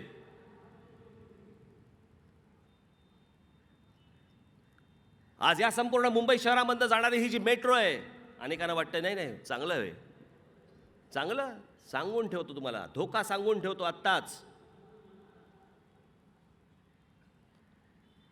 या सगळ्या जेवढ्या जिथून मेट्रो जात आहेत त्या सगळ्या मेट्रोच्या भागातल्या जेवढ्या जुन्या इमारती आहेत त्या सगळ्या जुन्या इमारती, त्या सर्व इमारतीतल्या मालकांना अनेक अमराठी लोक जात आहेत, वाटेल त्या किमतीला जमिनी विकत, त्या बिल्डिंग विकत घेत आहेत. ज्या वेळेला रस्ते दळणवळण ज्यावेळेला सुरू होतं चांगलं, ज्यावेळेला अशा गोष्टी ज्यावेळेला होतात त्यावेळेला आपोआप तिथले जमिनीचे भाव वाढतात. आपण मुंबई आणि पुण्याला आपण रस्त्याने जात होतो, आपण गाडीने जात होतो, रेल्वे जात होती, तरी मुंबई पुणा एक्सप्रेस हायवे झाल्यानंतर पुण्याचे जे भाव वाढले गेले, जमिनींचे जे भाव वाढले गेले, तीच गोष्ट या मेट्रोच्या बाबतीत होणार.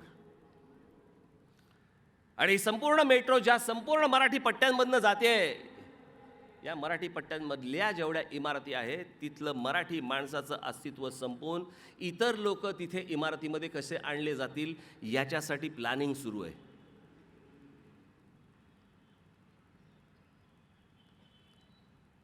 हे आपला महाराष्ट्र, ही आपली मुंबई, ही हळूहळू पोखरतायत, तुमचं अस्तित्व नष्ट करतायत. ग्रामीण भागातला माझा महाराष्ट्रातला जो कोणी माझा मराठी माणूस असेल तो तिथे मरेल, आणि शहरामध्ये तुम्ही राहणारे जे आहात हे तुम्ही शहर सोडून बाहेर जाल. हे सगळं पद्धतशीरपणे संपूर्ण प्लॅनिंग सुरू आहे. या प्लॅनिंगला आपण बळी पडतो कारण आपलं लक्ष नाही. आम्ही गुरफटलोय कशामध्ये? आम्ही जातीपातीमध्ये गुरफटलेलो आहोत. हा ब्राह्मण आहे तर हा मराठा आहे तर हा माळी आहे तर हा दलित आहे. आम्ही एकमेकांची तोंड बघायला तयार नाही आहोत. आम्ही एकमेकांचा दुस्वास करायला लागलेलो आहोत. दुपारचं एकत्र जेवण जेवणारे, डबा खाणारे 4 मित्र आता एकमेकांकडे जातीने पाहायला लागले. ही महाराष्ट्राची परिस्थिती कशाला कधी नव्हती हो. कशासाठी त्या छत्रपतींचं नाव घ्यायचं आपण? ज्या संपूर्ण महाराष्ट्रामध्ये मोगलांच्या विरोधामध्ये जे संपूर्ण आरमार उभं केलं गेलं, सर्व जाती धर्मातले सर्व लोक होते, सर्व जातीतली माणसं होती, बरोबर.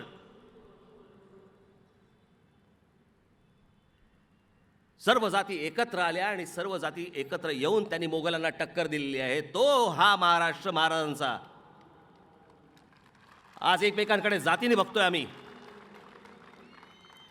एकमेकांबद्दल दुस्वास निर्माण करतोय आम्ही. आज आपल्या लक्षात येत नाहीये, परंतु आज हे सगळं प्रकरण कॉलेजपर्यंत पोहोचलंय, आज हे सगळं प्रकरण शाळांपर्यंत पोहोचलंय. आज त्या मुलांच्या डोक्यात हे विष कालवलं जातंय. भविष्यात महाराष्ट्राचा विचार करून बघा, जर हे विष असंच जर कालवलं गेलं आणि त्यांच्या जर कायमस्वरूपी डोक्यात बसलं, हा महाराष्ट्र कधी स्थिर होणार नाही, कधी स्थिर होणार नाही. हे वरती केंद्रामध्ये नरेंद्र मोदी असतील, नाही तर इथलं असलेलं भाजप सरकार असेल, हे महाराष्ट्राच्या हिताचं नाही, हे मराठी माणसाच्या हिताचं नाही.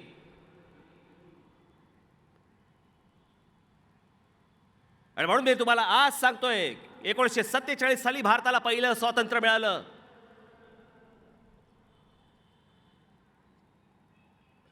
1977 साली भारताला दुसरं स्वातंत्र्य मिळालं. 2019ला भारताला तिसऱ्या स्वातंत्र्याची गरज आहे.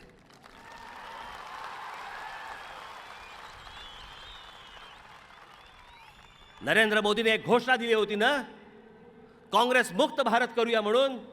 आम्ही मान्य केलं होतं. पण आज नरेंद्र मोदीजी तुम्ही जे वागताय याच्यावरनं आम्हाला आज सांगावंसं वाटतंय, आज मोदी मुक्त भारत झाला पाहिजे. हे महाराष्ट्राला, मराठी माणसाला परवडणारं नाही. तुम्ही गुजरातमधल्या लोक सोडले तर तुम्ही इतरांचा दुस्वास करतात. काय झालं त्या मेक इन इंडियाचं? काय झालं त्या मॅग्नेटिक महाराष्ट्राचं? खोटं बोलता तुम्ही लोकांसमोर येऊन. मी मागे एकदा सांगितलं तुम्हाला, कोकणातली काही मला माणसं भेटली. एकाचं बेकरीचं दुकान, बेकरी होती एकाची, आणि एकाचं भंगारचं दुकान होतं. सरकारने सांगितलंय म्हणून शासकीय अधिकारी त्यांच्याकडे गेले, म्हणे तुम्हाला किती लोन पाहिजे? ते बोलले आम्हाला लोन नको आहे. नाही म्हणे, ते मेक इन इंडिया सुरू आहे, तुम्हाला लोन घ्यावं लागेल. हे इथे बाळा नांदगावकर कुठे बसलेत? हे इथे बसलेत, माझ्याबरोबर होते. आणि ते दोघे जण आले, मला सांगायला लागले. ते बोलले नाही म्हणे, तुम्हाला लोन घ्यावं लागेल, तुम्हाला व्यवसाय वाढवायला लागेल, अशी सरकारची इच्छा आहे, आणि तुम्हाला ह्या मेक इन इंडियामधनं तुम्हाला लोन मिळणार. आता कोकणामधले आमचे बेकरीवाले लोक, कोकणामधले आमचे तिथले काय भंगाराचा धंदा व्यवसाय करणारे जी लोक होती, ते बोलले बरं आता तुम्ही एवढं सांगता तर बरं ठीक आहे, 2 कोटीचं लोन द्या. तो भंगारवाला होता, तो बोलला की ठीक आहे, तर पुढे जे सांगणार आहे ना तेव्हा तुमचं हसणं बंद होईल. भंगारवाला जो होता तो बोलला बरं ठीक आहे, वाढवायचं असेल तर बघतो, मला एक 4 कोटीचं कर्ज मिळालं तर बरं होईल. जे पत्र बनलं गेलं हे ती स्वतः लोक मला सांगत होती. त्यातलं जो बेकरीवाला होतं त्याचं 200 कोटीचं लोन म्हणून सांगितलं गेलं, आणि जो भंगारवाला होता त्याचा 400 कोटी रुपये पाहिजे म्हणून सांगितलं गेलं. असे हे आकडे फुगवले आणि तुमच्यासमोर मांडले की किती लोक आज कर्ज मागतात आणि किती लोक आज मेक इन इंडियामध्ये आज ह्यांचे करार झाले. करार बिरार काही झालं नाही आजपर्यंत. मला सांगा, नरेंद्र मोदी, हे आता अमित शहा बोलले ना, पकोडे की गाडी भी एक रोजगार आहे, म्हणजे वडापावची गाडी. मग नरेंद्र काय इतके देश फिरले, ते काय वड्याचं पीठ आणायला गेले होते का?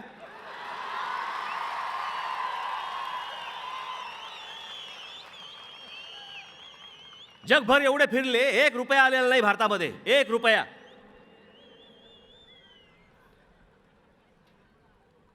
एक पैसा भारतामध्ये आलेला नाही. एवढ्या सगळ्या देशभर जगभर फिरल्यानंतर 1 पैसा आलेला नाहीये. मेक इन इंडियासाठी सारखी तुम्ही गोष्टी करता, त्याच्यानंतर तुम्ही काय मॅग्नेटिक महाराष्ट्रासारखी गोष्ट करता. नुसते शो चालू आहे, शो. प्रत्यक्षात घडत काहीच नाहीये.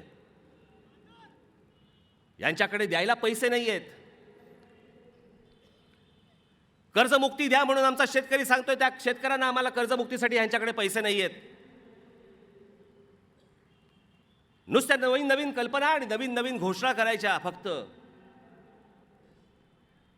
लोकांना काय अपेक्षित आहे, लोकांना काय हवंय ह्याचा विचार नाही. आज आमच्या कोकणामध्ये तो नाणारसारखा प्रकल्प आणलाय, कोणाला उपयोगाचा आहे? महाराष्ट्रामधली ही, कोकणातली ही सगळी जमीन,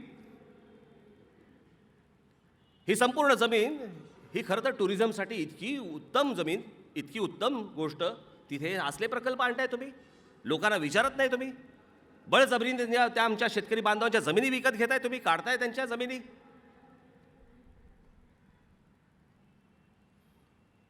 कोकणातल्या माझ्या बांधवांना मला फक्त सांगायचंय, अजिबात जमिनी विकू नका या सरकारला. जोपर्यंत कोकणाच्या हिताचे प्रकल्प जोपर्यंत येत नाहीत महाराष्ट्रात, गरज नाही या लोकांची. बाबांनो, हे आज महाराष्ट्राची स्थिती मी तुम्हाला हे फक्त एक पेपर फक्त वाचून दाखवणार आहे. तुम्हाला महाराष्ट्राची परिस्थिती आजची काय आहे आणि हे किती खोटं बोलतायत आणि काय चालू आहे ह्याचा फक्त एक तुम्हाला अंदाज येण्यासाठी म्हणून मी फक्त एक छोटासा पेपर वाचून दाखवणार तुम्हाला.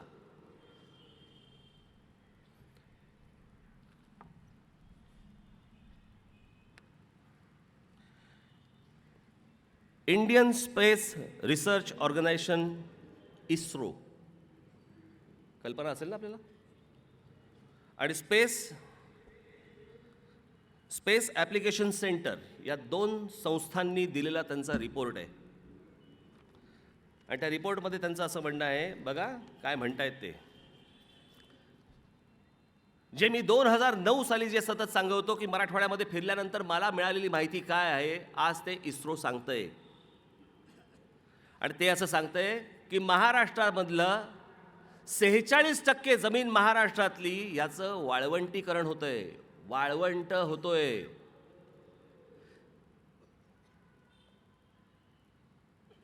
आज खास करून हा आपला मराठवाडा आणि हा सगळा जो विदर्भातला भाग आहे, उत्तर महाराष्ट्रातला काही भाग आहे, काही पश्चिम महाराष्ट्रातलाही भाग आहे, हे त्यांना दिसलेले पॅचेस आहेत. आणि त्यांनी असं सांगितलंय की सर्वात जास्ती वाळवंटीकरण जिथे वाळवंट होतोय हा राजस्थानात सर्वात जास्ती घडतोय, अजून वाढतोय. आणि राजस्थान नंतर दुसरं राज्य जे आहे ते महाराष्ट्र राज्य आहे, ज्याच्यामध्ये सर्वात जास्ती वाळवंटीकरण होतंय. बाई जिकडे पाणी नाही आणि आमचे मुख्यमंत्री सांगतात आम्ही 56,000 विहिरी बांधल्या. एकदा मराठवाड्यामध्ये जा आणि मराठवाड्यामध्ये गेल्यानंतर तुम्हाला कळेल साधारणपणे 1000 फूट खाली पाणी लागत नाही. 1,000 फूट. आज जिथे 1,000 फूट जिथे जमिनीला पाणी लागत नाही तिकडे आमचे मुख्यमंत्री खोटं सांगतात 56,000 विहिरी बांधल्या म्हणून. आकडा कोणाला द्यायला तयार नाहीत. बस ते नुसते आपले फक्त एकतर्फी चालू आहे, एकतर्फी. फक्त सरकार आकडे सांगणार, वर्तमानपत्रांमध्ये छापून येणार, त्याच्यावरती चर्चा नाही, त्याच्यावरती टीका नाही, त्याच्यावरती कोण बघायला जाणार नाही, शोध पत्रकारिता पण नाही. एरवी कोणाच्याही दरवाजाच्या फटीतनं आपले बघत बसतात.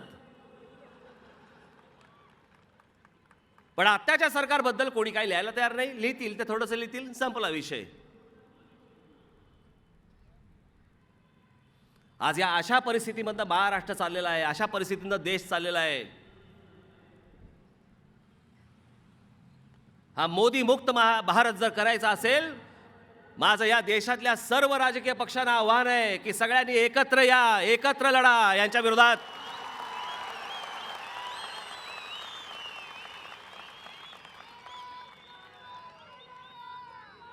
पण हा भारताला झालेला आजार हा तुम्हाला संपवावाच लागेल. अहो, ज्या नरेंद्र मोदींना गुजरातने एवढं उचलून धरलं, एवढे भरभरून पैसे निवडणुकीसाठी दिले, पहिल्यांदा त्या गुजराती बांधवांचीच पहिली वाट लावली.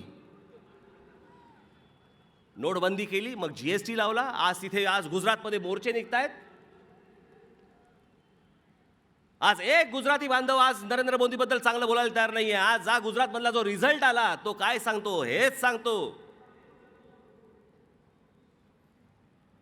2014 साली ज्यावेळेला लोकसभेच्या निवडणुका झाल्या त्यानुसार त्या लोकसभेच्या जे वोटिंग झालं, मतदान जे झालं त्याच्या आकडेवारीनुसार आत्ताच्या विधानसभेला 165 जागा निवडून यायला पाहिजे होत्या भारतीय जनता पक्षाच्या.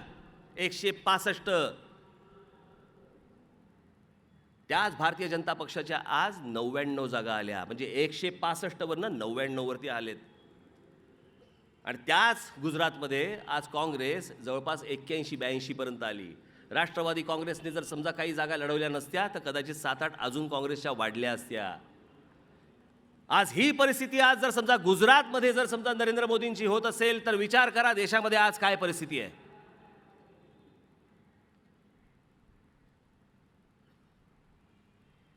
आज सर्वच कंटाळलेले आहेत, कारण एवढी आश्वासनं आणि एवढी वचनं आणि एवढ्या सगळ्या गोष्टी करून ठेवल्या, प्रत्यक्षात काही होताना दिसत नाहीये.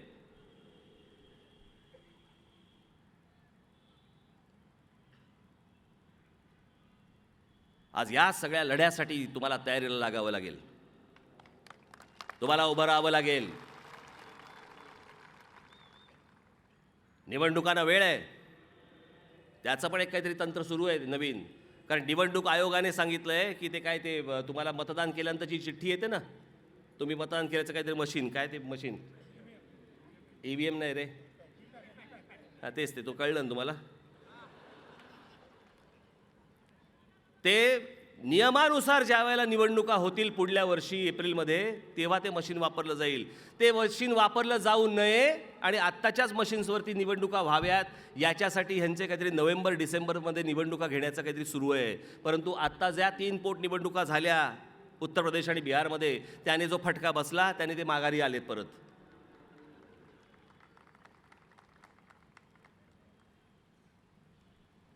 हे ज्या वेळेला मी हा देश म्हणून ज्यावेळेला चित्र बघतो, हे राज्य म्हणून ज्यावेळेला मी चित्र बघतो, हे सरळ साधं सरळ नाही चाललंय. उद्या जर या देशामध्ये जर सत्ता परिवर्तन झालं आणि नोटबंदीची जर चौकशी लागली तर 1947 नंतरचा या देशातला सगळ्यात मोठा स्कॅम हा नोटबंदीचा बाहेर पडेल.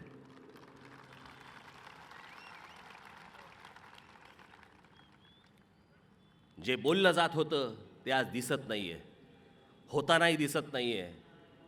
आणि जे 4 स्तंभ म्हणून आपण ज्यावेळेला बघतो या लोकशाहीचे, त्यातला एक स्तंभ इथे माझ्यासमोर बसलेला आहे. दुसरा स्तंभ आज न्यायदेवता. आज ते सगळ्यांना आज बंद करून ठेवण्यात येत आहे. परत जर उद्या जर समजा यांच्या हातामध्ये जर समजा हे सरकार आलं, हे अजून वाट लावतील लोकांची. जे काँग्रेसच्या काळामध्ये जेलमध्ये गेली माणसं, ते राजा, ती कन्नीमुळी आणि काय काय काय कंदमुळं काय कन्नीमुळी, जे काँग्रेसच्या काळामध्ये जेलमध्ये गेले ते भारतीय जनता पक्षाच्या काळामध्ये बाहेर आले. सांगितलं काही नव्हतंच, असा काही गैरव्यवहार झालेलाच नव्हता, असा काही भ्रष्टाचार झालेलाच नव्हता. ती सगळी माणसं बाहेर पडली. काँग्रेसच्या काळामध्ये ज्या गोष्टी घडत होत्या त्याच गोष्टी तुमच्याही काळात त्याच गोष्टी घडतायत. नीरव मोदी कसा पळाला, या नीरव मोदीवरती 188 का 288 कोटीचं सीबीआयची केस चालू होती फ्रॉड केल्याची. जर सीबीआयची केस चालू होती 288 कोटीच्या फ्रॉडची, तर नीरव मोदीकडे पासपोर्ट आला कुठून, हा कोणत्या विमानतळावरनं बाहेर पडला, कसा काय बाहेर पडू शकतो माणूस. स्वित्झर्लंडमधल्या कॉन्फरन्समध्ये हा नीरव मोदी, नरेंद्र मोदी आणि आमच्या देवेंद्र फडणवीसाला तिकडे कसा काय भेटतो का आमच्या लोकांना माहिती नाही आहे.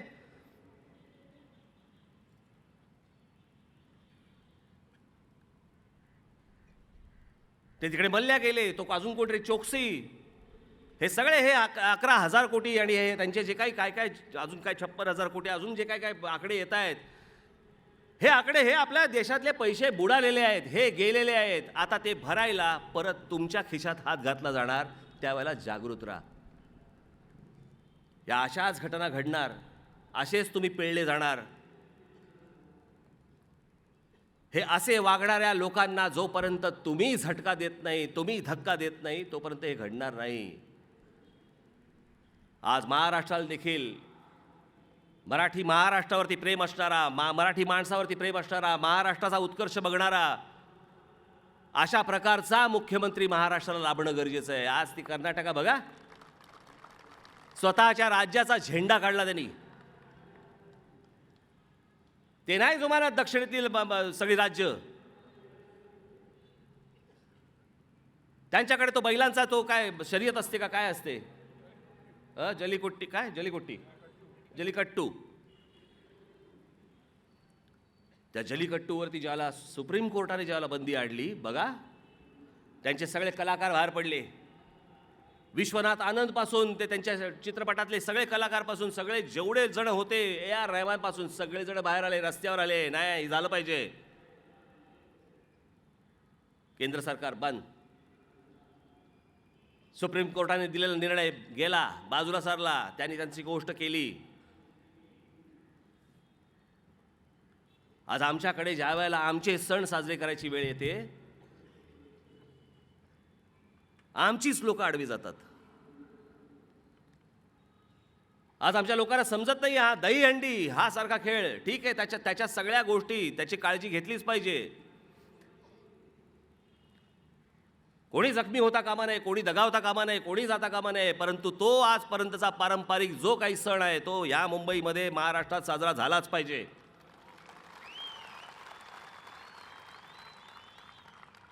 आणि हे एक एक गोष्टी या ज्या आपल्या मराठी संस्कृतीच्या ज्या गोष्टी आहेत ना या महाराष्ट्रामधल्या, या एक एक गोष्टी तुम्हाला फक्त बाजूला काढतायत. हे बाजूला काढतायत याचा अर्थ तुमचं अस्तित्व, तुमची ओळख या शहरांवरची, खास करून मुंबईवरची, ही बाजूला करण्याची जी कारस्थानं आहेत, दुर्दैवाने त्याच्यामध्ये आमचीही काही लोक सहभागी होतात मराठी. पण हे कसं चालू आहे, सगळ्यांचे सगळे सण, पारंपरिक सण सगळ्या ठिकाणी साजरे होतात, पण महाराष्ट्रामध्ये ही ज्यावेळेला वेळ येते त्यावेळेला ही सगळी कोर्ट कचेरी आणि सगळ्या गोष्टी आडव्या होतात. आजच्या गुढीपाडव्याच्या दिवशी मला फक्त एवढंच सांगायचं आहे, बाबांनो बेसावध राहू नका. त्या एका अल्लाउद्दीन खिलजी ज्यावेळेला आला त्यावेळेला जो महाराष्ट्र बेसावत राहिला, आमचा राजा रामदेवराव यादव, तो एक बेसावत राहिला. पुढची 350-400 वर्ष महाराष्ट्र हा अंधारामध्ये होता. जोपर्यंत आमच्या छत्रपतींचा जन्म होत नव्हता तोपर्यंत हा महाराष्ट्र इथे अंधारामध्ये होता. आमच्या एका राजाची चोख बेसावत राहिला. आज माझ्या महाराष्ट्रातल्या माझ्या तमाम मराठी बांधवांना मला फक्त एवढंच सांगायचं आहे आजच्या गुढीपाडव्याच्या दिवशी, बाबांनो कृपा करून हात जोडून तुम्हाला सांगतो, बेसावत राहू नका. हे कधी तुमचं अस्तित्व नष्ट करतील तुम्हाला कळणार देखील नाही, तुम्हाला समजणार देखील नाही. याचं कारण त्यांच्या मनामध्ये तुमच्याबद्दल एक अढी आहे, या महाराष्ट्राबद्दल एक अढी आहे.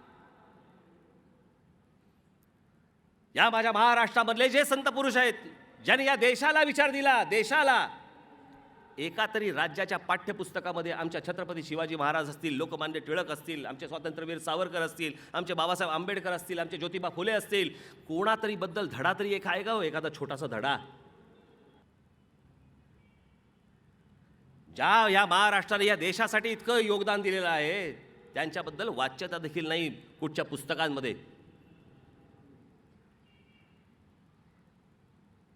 आमच्याकडच्या लोकांनी काय या देशासाठी केलं आणि काय या राज्यासाठी केलं हे अजूनपर्यंत आमची पाठ्यपुस्तकं जर लहान मुलांना जर शिकवून सांगणार नसतील,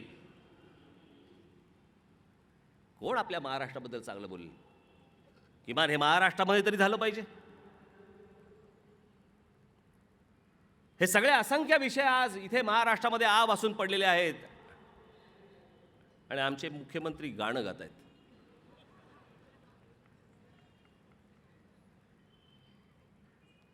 माझे आज इथे आलेल्या सर्व पत्रकार बांधवांना, इथे न आलेल्या पण पत्रकार बांधवांना, टेलिव्हिजन चॅनलचे असतील नाही तर वर्तमानपत्रांमध्ये असतील, जर वर्तमानपत्रामध्ये लिहिता येत नसेल तुमचे वेगळ्या नावाने ब्लॉग सुरू करा, परंतु या सरकारवरती तुम्ही ताशेरे हे ओढले गेलेच पाहिजे. जे चुकीचं आहे हे लोकांसमोर तुम्ही आणलाच पाहिजे.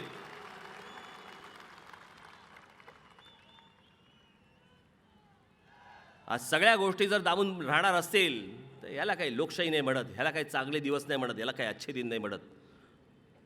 आणि म्हणून या देशाला आणि या महाराष्ट्राला जर चांगले दिवस आणायचे असतील तर खास करून आत्ता मी तुम्हाला एवढंच सांगेन, जागृत राहा, जागृत राहा, जागृत राहा.